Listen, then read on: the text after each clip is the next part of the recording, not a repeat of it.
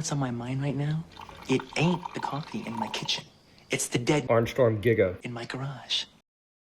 And what is up, guys? Technical Sinkers here, checking in on our little 3D print operation for the day. If you're new to the channel, uninitiated or unfamiliar, I do 3D printing here at home, stuff to improve my life, show off, sell sometimes, or just kind of, you know, go through the process. And I mainly do vlogs if you're new to the channel.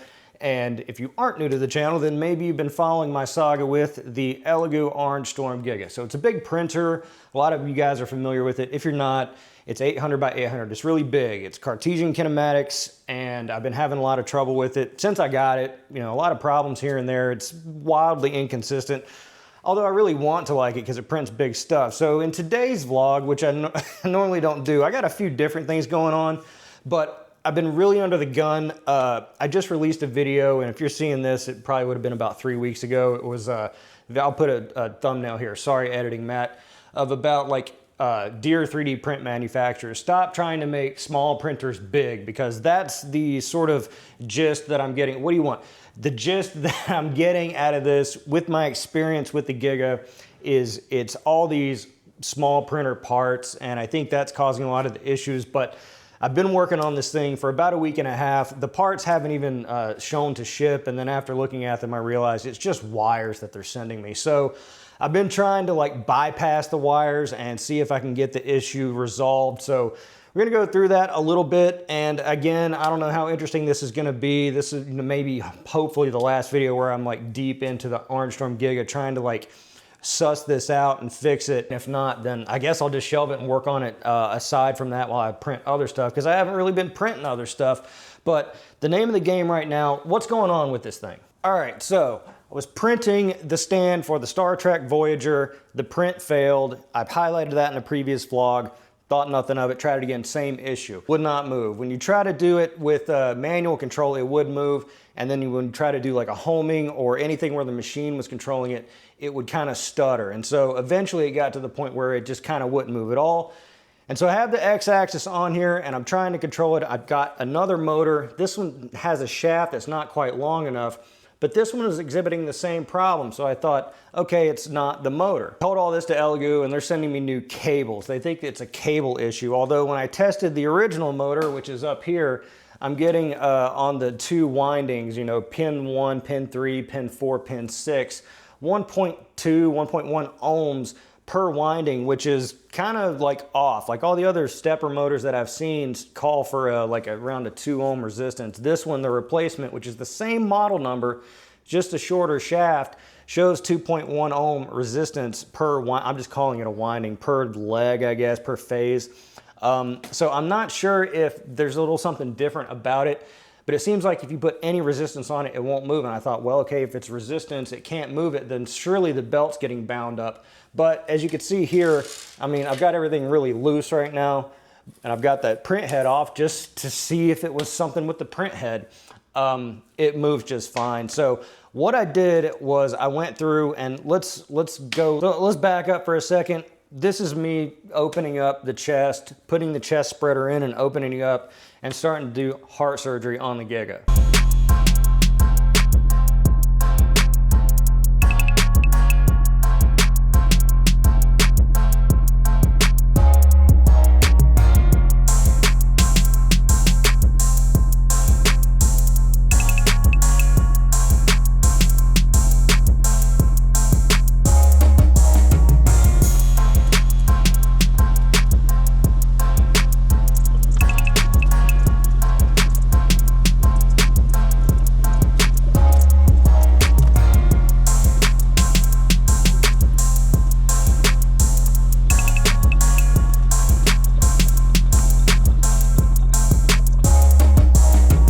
So this is where I've arrived now. This is the original motor, and this is the cable that I made for myself, because it's a 4 to 6, a 4 off the board to a 6-pin connector here for the motor. You know, I did the best job I could, but I don't know when those replacement cables are gonna get here from Elegoo.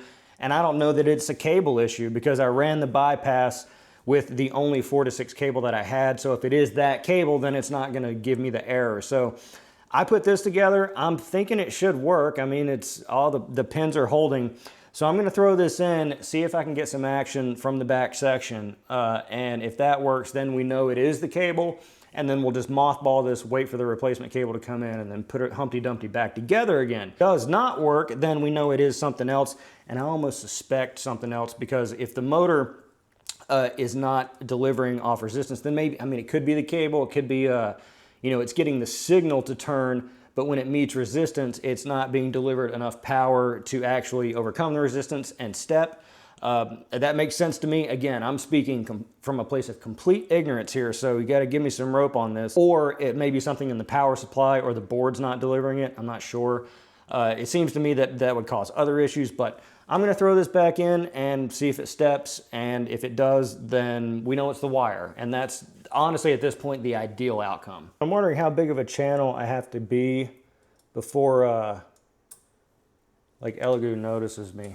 Notice me, senpai. Notice me. All right, so that idea is busted. Glad I spent an hour making this JST cable, because that was a lot of fun.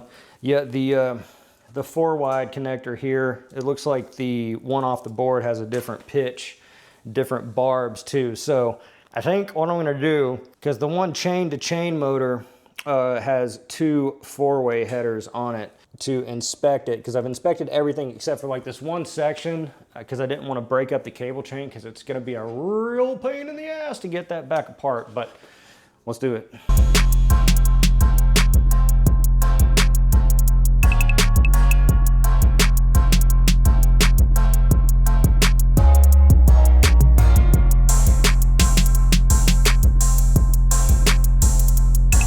All right, so just to kind of show you where we are with that, using the old bypass cable, I had thoroughly inspected it, took it out of the chain. I don't see any areas that are suspect, and I checked the connections, the terminals. They seem okay. So I'm just gonna try this without putting the limit switch cable in. And you can see I got the motor in here mounted, and some tension on the belt, not a lot, but it's loose. It's not attached to the motor. You see the sprocket spins freely, but the shaft is not, the grub screws I don't have on the shaft. So if I go down here to move the X, say 100 millimeters, and I run it, so the shaft is spinning. It's hard to see, is it? All right, so disconnected the cable while the printer's on. This is the new motor. Same model number, but it gives 1.2 resistance. This is a new motor. This is like, when I tested the resistance, it works fine. This is me attempting to move it 100 millimeters X. It just buzzes. So that's 2 motors that don't spin. I don't know enough about stepper motors. Do they require resistance in order to function, or is the machine just like waiting for it? I don't know if I want to do this, because it's gonna like chew through my fingers if I hold on to it like that. All right, so if I put some pressure on it, that's a bummer. My only strat at this point is to wait for those cables to come in from Elegoo. I'm just gonna go on the assumption that they know more, they do know more than me, that it is the cables, and they're like, yeah, it's probably the cables, and maybe that's it. I don't know, maybe a loose connection or something like that. The bummer is like, it's going on like 2 weeks now since they ship. So a week of tickets back and forth, 2 weeks waiting to ship, another week, you know, maybe ideally, because it comes from China. So it's like a month down on this thing. That's kind of like, So I'm gonna go based on that. That somewhat impacts the next project that I was hoping to get started in, because I got a Pi 5, an accessory kit, and well, my camera's not here yet, but I did get a Pi Cam 3.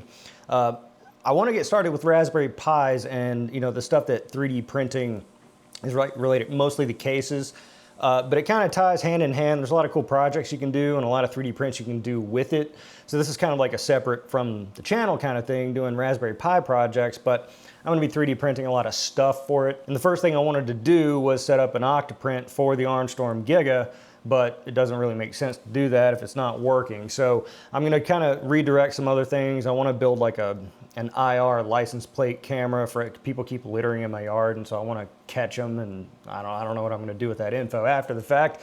It's go to City Hall and tell them this is going on.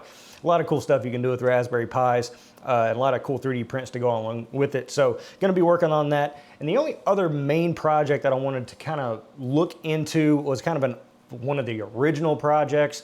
Here, I'll show you.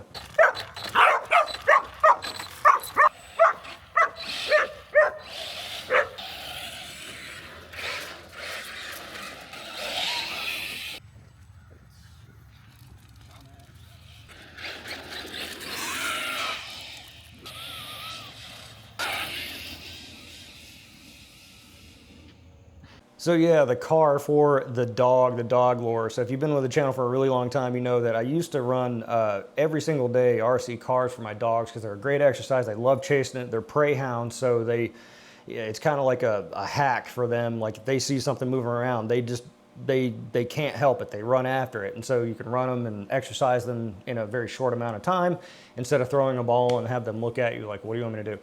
The car worked great. The only problem is like it can be dangerous. The car moves pretty fast and they have a tendency to try to get in front of it. And so I'm, to toot my own horn, I'm really good at driving those things and being really careful. And so I've never injured them to any degree. All the injuries have been of them like running on a rock or cutting a corner too close, because they're dumb dogs. They're the sweetest dog in the world, but they're kind of dopey. But I wanted to get back into the RC car thing to do sort of a custom designed shell, because the problem is that Rocket, he only has one lung, and so I can't run him too hard. And my Macer dog, the smaller one, is super fast, and she's a bit smarter. She's figured out that if you bite the tires of the car, then the car can't move, and then she thus completes her duty as a prey hound, capturing and stopping the prey. And so I'm trying to exercise Rocket, but I have to go slow because he can't really keep up. And Mace grabs the tire, and so it's like this constant sort of thing where I'm like shooing her away, but I don't want to, have negative feedback. I'm getting to the 3D print part, relax. So my thinking is to build some sort of outer shell that can attach to the car. Obviously, you need to print it on the Giga, or if I can get an SV08 Max, come on, big money. Ideally, something in TPU, something that will enclose the tires. Now, I'm going to get a lot of debris caught up in there, but it's just a matter of cleaning it out. If I can keep the Macer from biting the tires, then I can run the car for longer, but there's some other considerations in there, mainly heat. You got to keep the engine parts cool. I don't run them for too long, and I usually run them early in the day, so I'm not too concerned about that, but I don't want the tires to get her to bite the tires. And also I'd like to cover the bumpers just in case they get in front of it and it's going with any amount of speed. I just don't want that hard plastic that the car is made out of to hit them in the legs or anything. I kind of want to make it safer while also accomplishing the goal. So I'm going to be working on that too, kind of digging up some of my old designs. If you're someone who does RC, I know a lot of 3D print people do RC and drones and stuff like that, and that's another thing I'd kind of like to look into. Let me know in the comments if there's a good way to sort of maybe get the designs for the shell, the pin out on the holes that hold the shell in place, because that's kind of the real thing that's slowing me down, because I'll just make a box out of TPU. As long as it's got the holes in it, that'd be kind of perfect, because there's no edges for them to bite onto, and I've heard TPU is safe for dogs, and so that would be ideal all the way around. That's what I'm working on today. I know it's not a lot, and again, appreciate you guys being along for the ride. I'd hopefully usually like to deliver more substance throughout episodes, but I don't want to get behind on episodes and not post anything. So let me know what you think about all these things or anything in general in the comments below. Be sure to like the video because it's a nice thing to do, and subscribe for more content like this. I'm The Technical. See you next time.